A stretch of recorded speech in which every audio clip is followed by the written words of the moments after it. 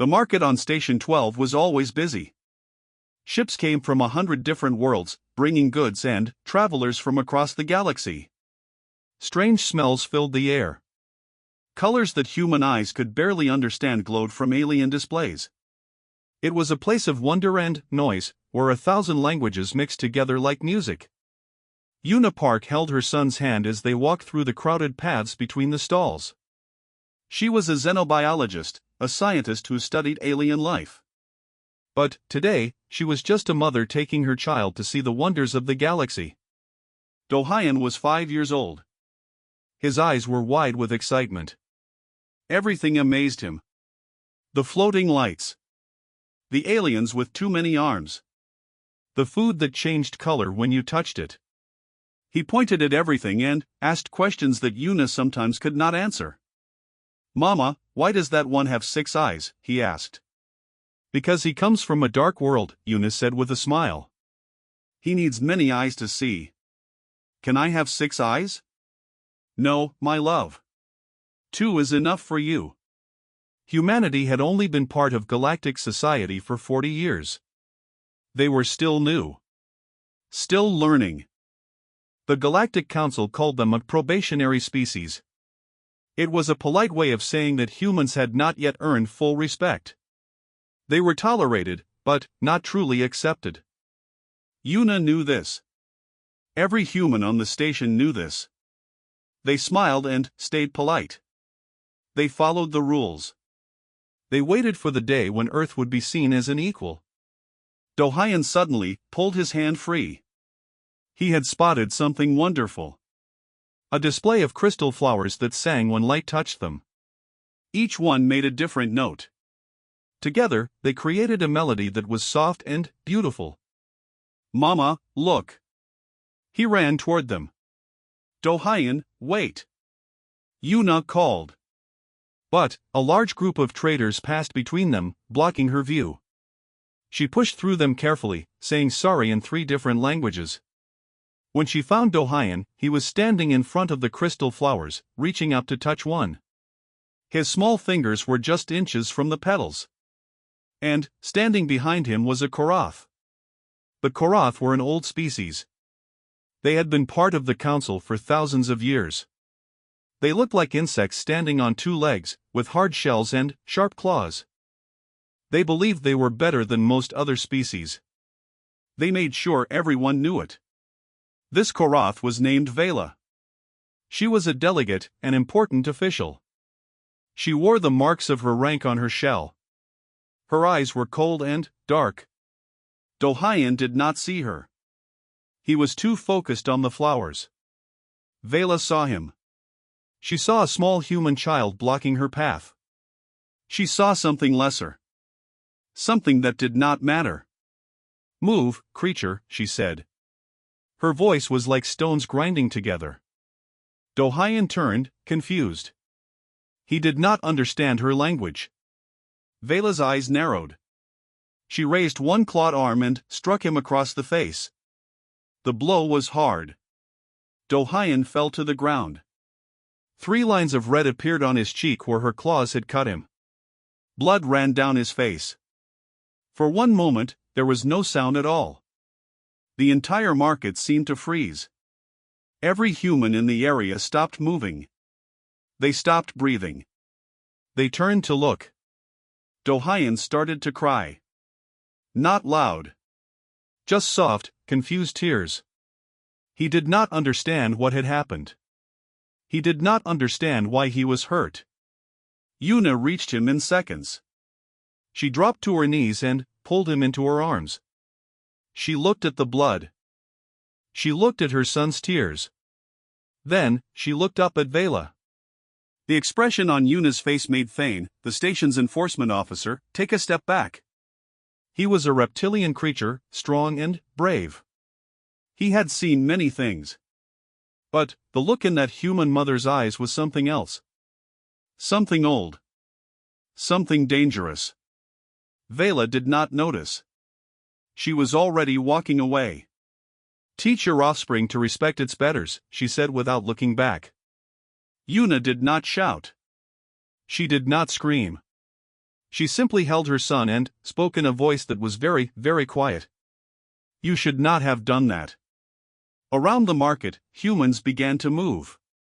They did not run. They did not panic. They moved with purpose. With unity. Messages were sent. Words were spoken into communication devices. Within minutes, every human on Station 12 knew what had happened.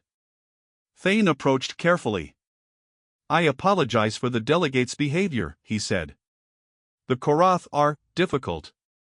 I can file a complaint, but I must warn you, the Council rarely acts against senior species. Yuna stood up, still holding Dohayan. Her hands were steady. Her voice was calm. That will not be necessary. I do not understand. You will. She walked away, carrying her bleeding child. Other humans fell in step around her, forming a silent escort. Their faces were blank. Their eyes were not. Thane watched them go.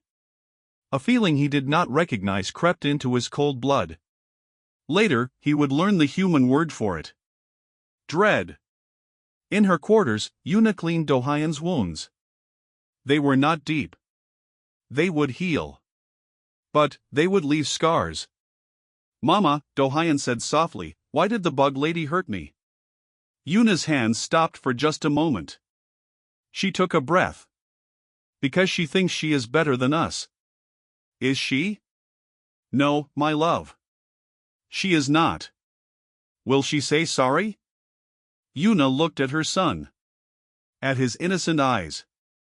At the blood still drying on his cheek. She thought about all the times humans had smiled and stayed polite. All the times they had followed the rules. All the times they had waited. No, she said. She will not say sorry.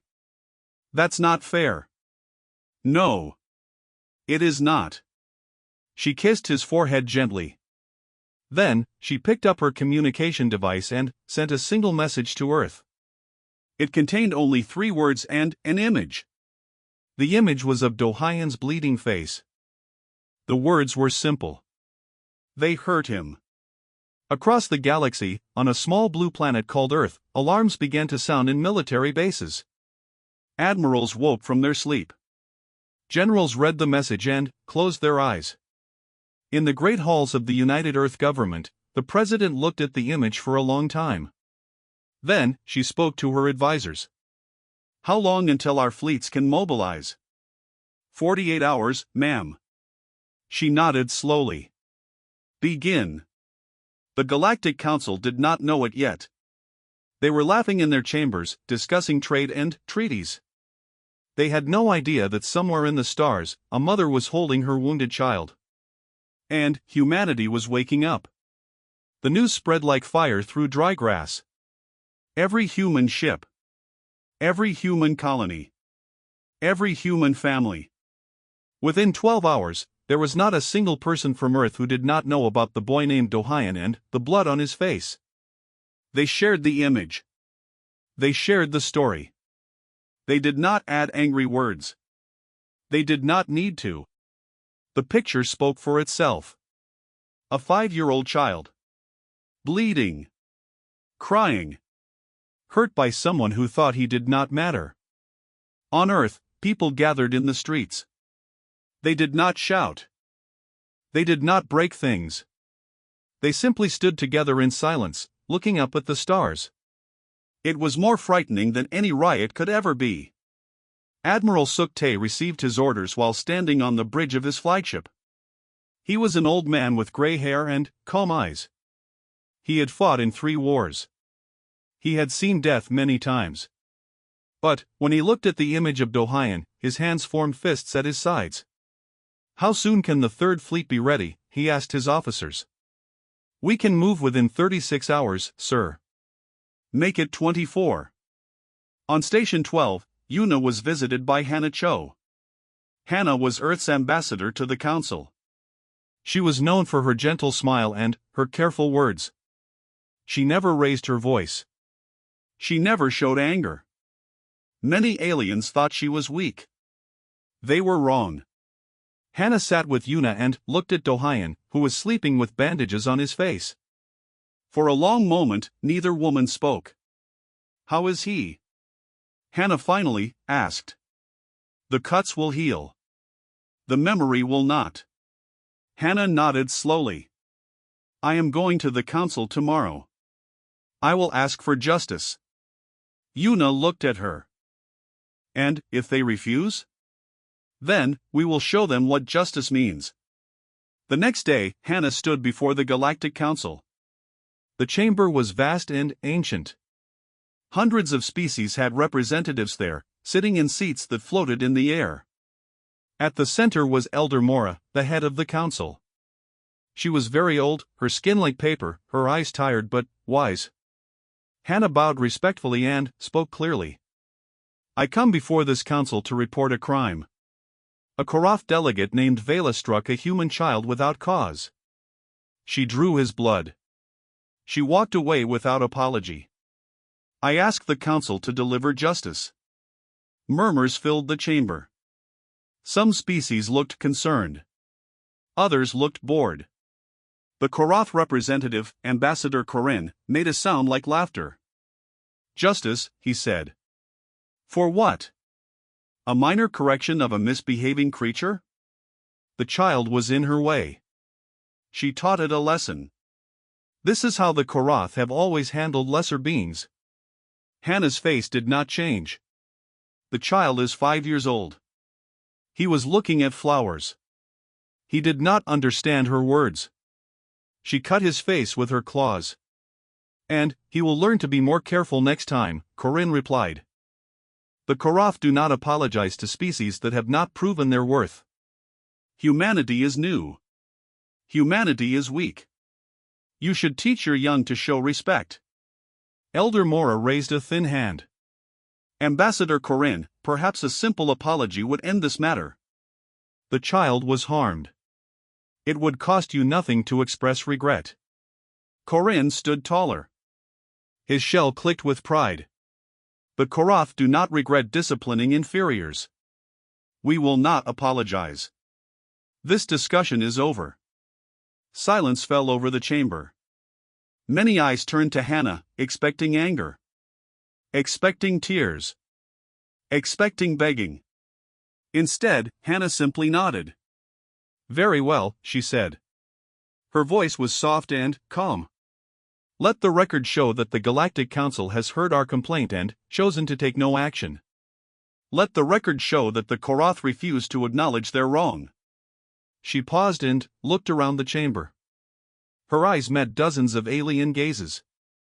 "And let the record show that the Galactic Council has chosen its side." She bowed once more and walked out of the chamber. She did not look back. Elder Mora watched her go. A feeling of cold crept into her old bones. Something was wrong. Something was very wrong. Humans were supposed to argue. They were supposed to fight with words. They were not supposed to simply leave. "Wait," Mora called out. "Ambassador Cho, surely we can discuss this further. Perhaps some form of compensation." But Hannah was already gone. That night, every human on Station 12 began to pack their belongings. They did it quietly. They did it without complaint. They told no one where they were going. Thane watched them from the security office. Ship after ship departed. Families. Scientists. Workers. Traders. All of them leaving. He contacted his superiors. "The humans are evacuating. All of them. Should I stop them?" "Why would we stop them?" came the reply. "They are free to go. Perhaps they are finally learning their place." Thane did not answer. He kept watching the departing ships. There were no tears on the human faces. No anger. Just cold, quiet purpose. The same thing happened on every station. Every colony. Every outpost. Humans packed up and left. They broke no laws. They caused no trouble. They simply vanished from council space. Within 72 hours, there was not a single human left in any territory controlled by the Galactic Council. The Council was confused. They had expected protests. They had expected sanctions. They had expected angry messages and threats. Instead, they got silence. On the Korath homeworld, Ambassador Corinne laughed at the news. "Good riddance," he said to his aides. "The humans are cowards. They run away rather than face reality. In 100 years, no one will remember they existed." On Earth, Hannah Cho stood before the United Earth Assembly. Her gentle smile was gone. Her careful words were replaced by simple ones. "They laughed at us," she said. "They called our child inferior. They drew his blood and felt no shame. I asked for justice, and they refused." She looked at the assembly members. Leaders from every nation on Earth. All of them united. All of them waiting. "I have done my duty as a diplomat," Hannah continued. "I have tried peace. I have tried reason. It was not enough. Now I pass the matter to others." She sat down. The president stood up. "The vote is called," the president announced. "All in favor of declaring war on the Korath Dominion?" The vote was unanimous. Deep in space, Admiral Suk-tae received a single word on his communication device. He read it, closed his eyes for a moment, and then turned to his crew. "Set course for the Korath border," he said. "Full speed." "Sir, what are our orders?" The admiral looked out at the stars. Somewhere out there, a little boy was healing from wounds he should never have received. Somewhere out there, a proud alien was laughing about it. "Our orders," Suk said quietly, "are to remind the galaxy why they should never harm our children." The engines roared to life. The fleet began to move. And, in the council chambers, Elder Morris sat alone in the darkness. She did not know what was coming. But she knew, deep in her ancient heart, that the universe was about to change. The silence was not weakness. It was the calm before the storm. General Jiho Kwan stood in the command center deep beneath Earth's surface. Screens covered every wall. Maps of the galaxy glowed in the darkness. Officers moved quickly between stations, speaking in quiet, urgent voices. Jiho had spent his whole life preparing for a moment he hoped would never come. Now it was here. "Status report," he commanded. Colonel Sujin Lee stepped forward. She was young for her rank, with sharp eyes that missed nothing. Her job was to know things that others did not. She was very good at her job. "All human citizens have been evacuated from Council space," she reported. "Total count, 4,700,000 people. No one was left behind." "Casualties during evacuation?" "None, sir." Jiho nodded. This was important. Humanity had not started the violence. They had simply removed themselves from it. The galaxy would remember this. "What about our assets?" Sujin pulled up a new screen. "For 40 years, we have been building in secret. The Council believes we have 12 small defense ships. The truth is different." The screen showed the real numbers. 40 dreadnoughts. 200 cruisers. 500 strike ships. Weapons that the Council had never seen. Technologies that humans had kept hidden while they smiled and followed the rules. Jiho studied the numbers. "And the Korath?" "They have 300 warships. Larger than ours. Older designs. They have not fought a real war in 2,000 years. They have forgotten how." "We have not forgotten." "No, sir. We have not." On the other side of Earth, Captain Tae Woo-byun prepared his ship for launch. The vessel was called Silent Fury, and it lived up to its name. It was a stealth carrier, designed to move through space without being detected. The Council did not even know such ships existed. Tae-woo walked through the corridors, checking on his crew. They were young, many of them. But their eyes were hard. They had all seen the image of Dohyan. They all knew why they were fighting. "Captain," one young officer said, "do you think we will win?" Taewo stopped and looked at him. "Do you have brothers? Sisters?" "A younger sister, sir. She is 7. Imagine someone hurting her. Imagine them laughing about it. What would you do?" The officer's jaw tightened. "Anything, sir." "Then, we will win. Because every person on this ship feels exactly the same." The fleet gathered in the darkness between stars. No signals were sent. No lights were shown. They moved like ghosts, unseen and unheard. Back on Earth, Yuna sat beside Dohyan's bed. The boy was sleeping, his small chest rising and falling peacefully. The bandages on his face were smaller now. The wounds were healing. But Yuna could not sleep. She kept seeing that moment. The claw coming down. The blood appearing. Her son falling. Her communication device lit up. A message from Hana Cho. They voted yes. It is happening. Yuna closed her eyes. Part of her felt relief. Part of her felt sadness. She had never wanted war. She had come to the stars hoping for peace, for understanding, for a future where her son could explore the wonders of the galaxy without fear. Instead, the galaxy had shown her its true face. Cold. Cruel. Uncaring. She looked at Dohyan again. At the scars that would mark him forever. And she felt her sadness turn into something harder. Something older. "Mama?" Dohyan had woken up. He was looking at her with sleepy eyes. "Yes, sweetheart?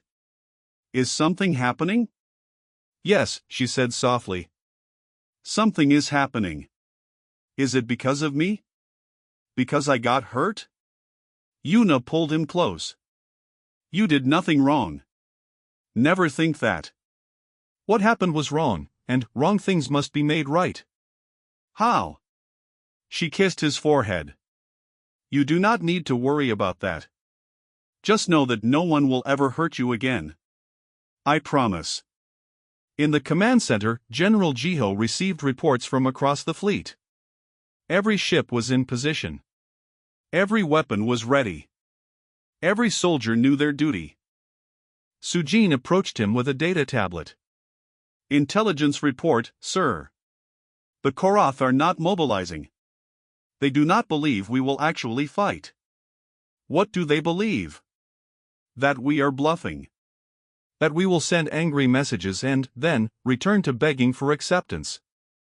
Ambassador Corinne has been telling the council that humans are too soft for war." Jiho almost smiled. "Almost.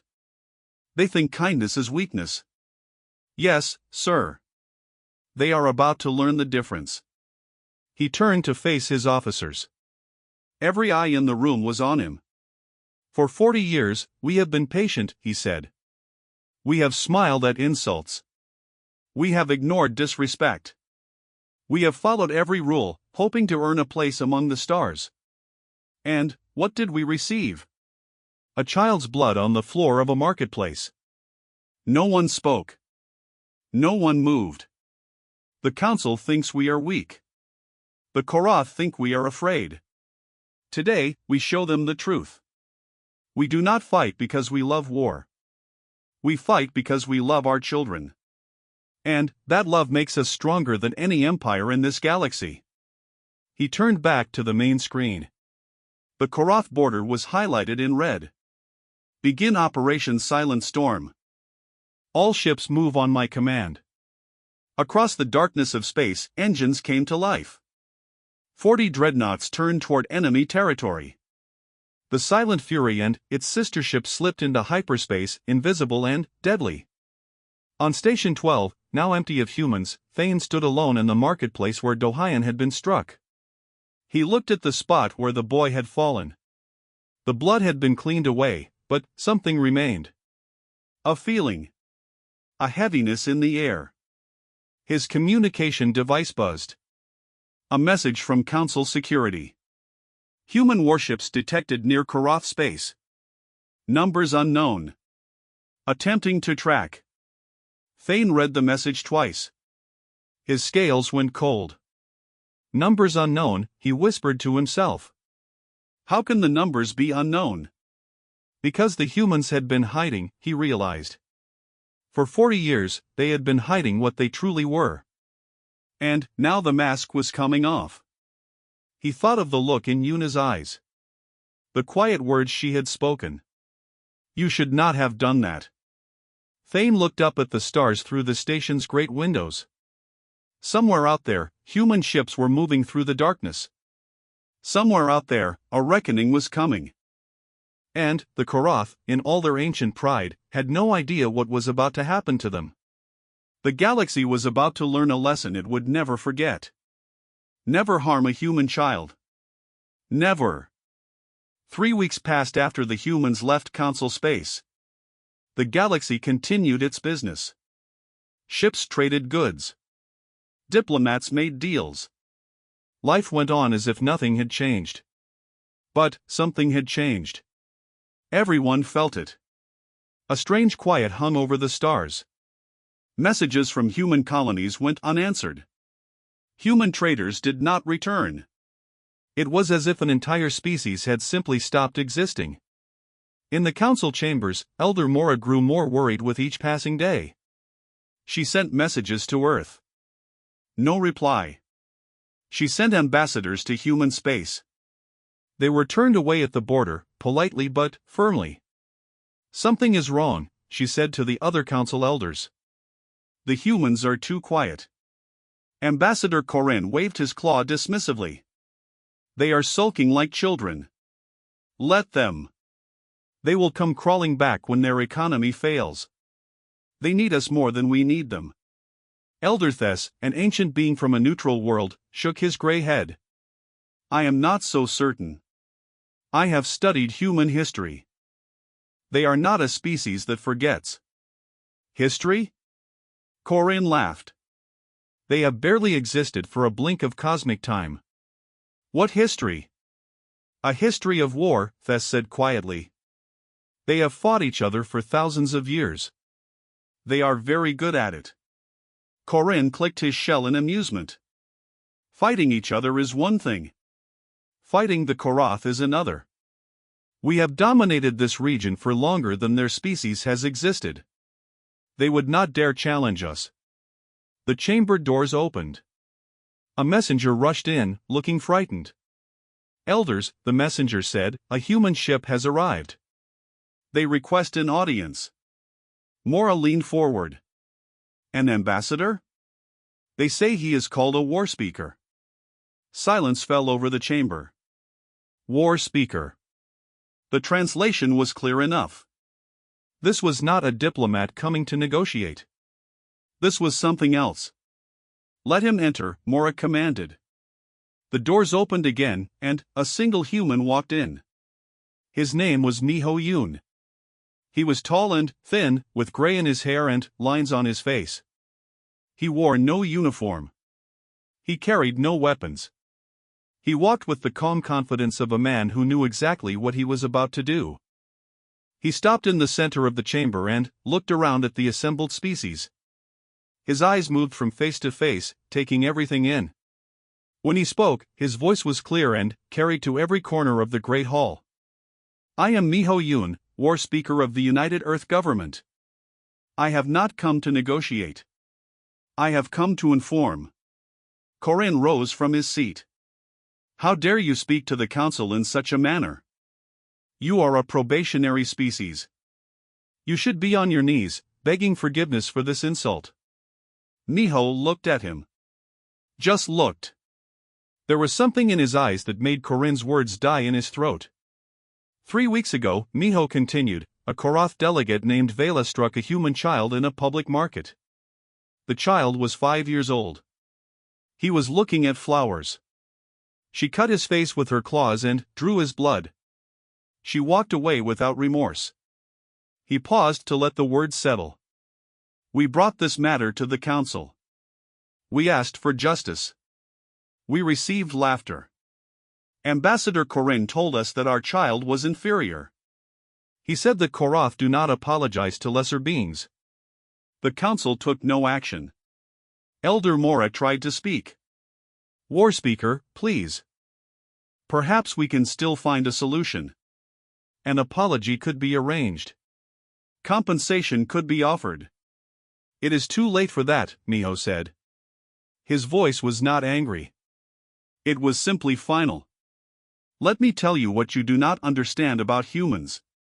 He began to walk slowly, his footsteps echoing in the silent chamber. You think we are young.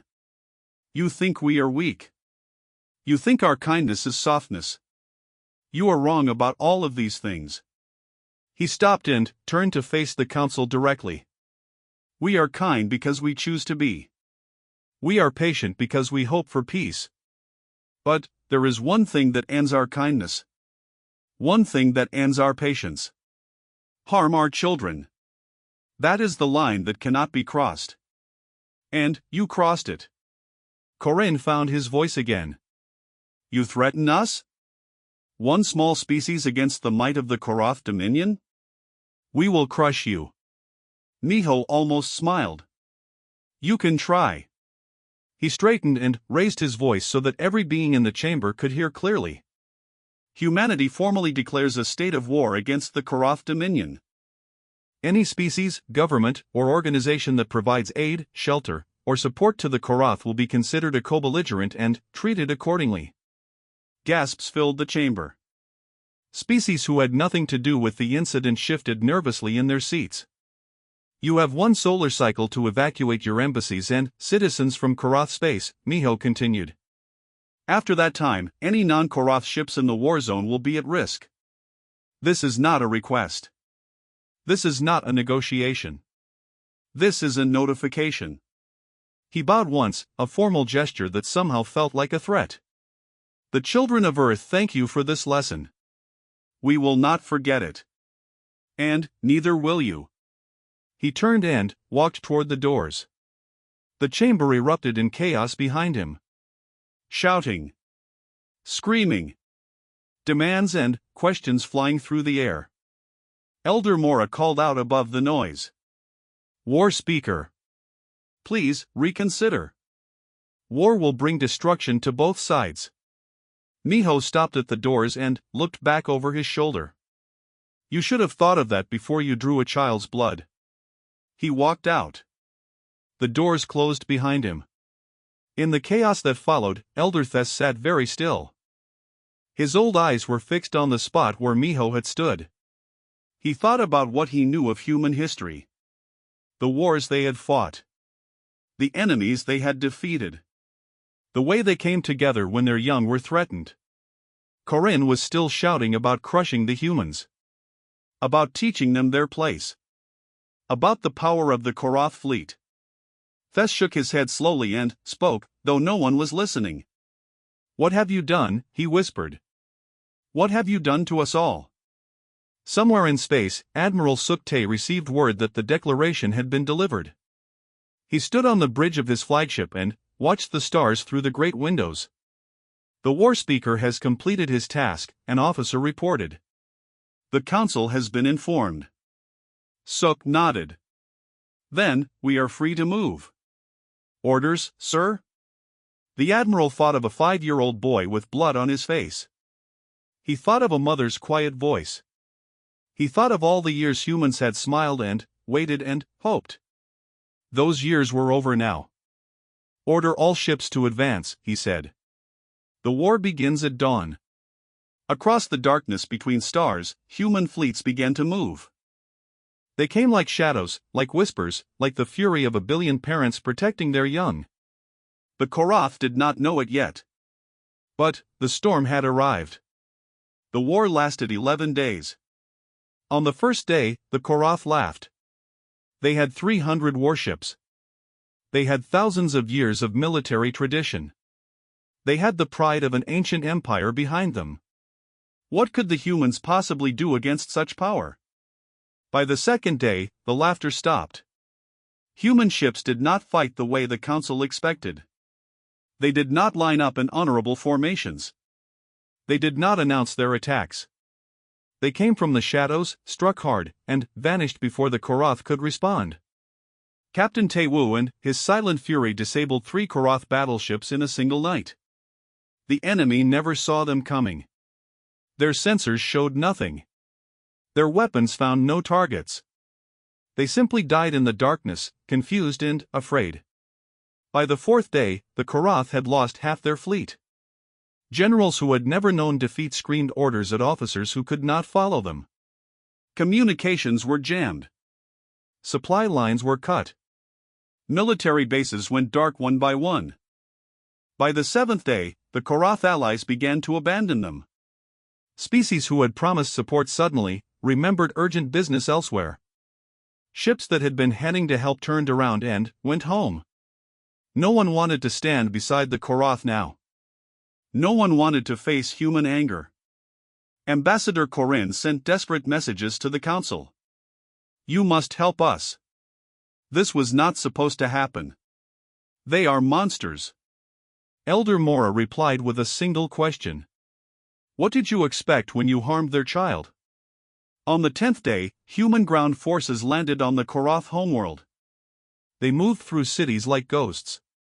They did not burn buildings. They did not slaughter civilians. They were precise. Surgical. They had targets, and they took them. General Jiho commanded the operation from orbit. His orders were clear and specific. No unnecessary casualties. We are here for justice, not revenge.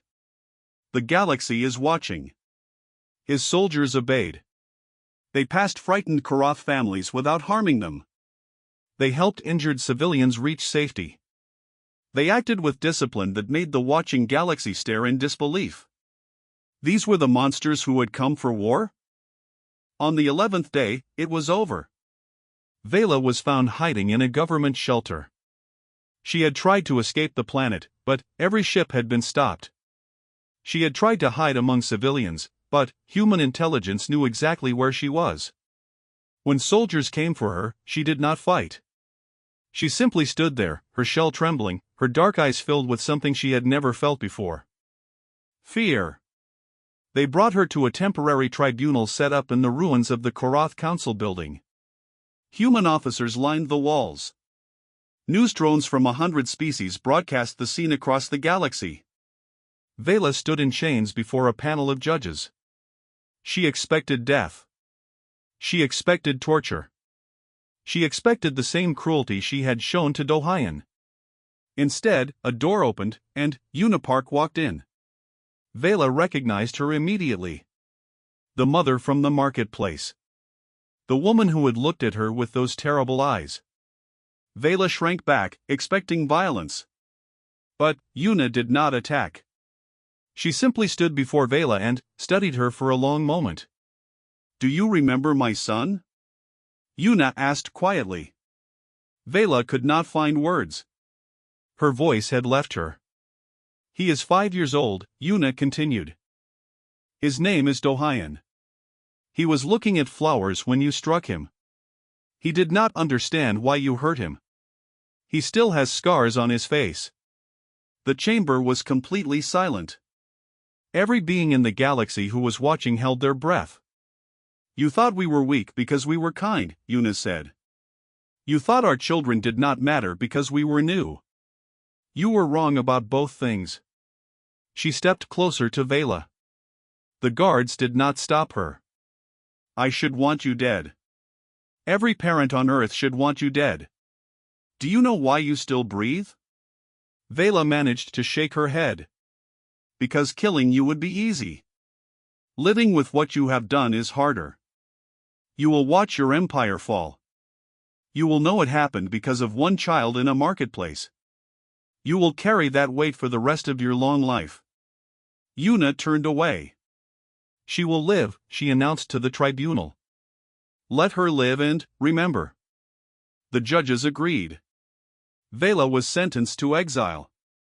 She would spend her remaining years on a small moon, watched by human guards, forced to teach young students about the war she had caused. Every day, she would tell the story of her crime.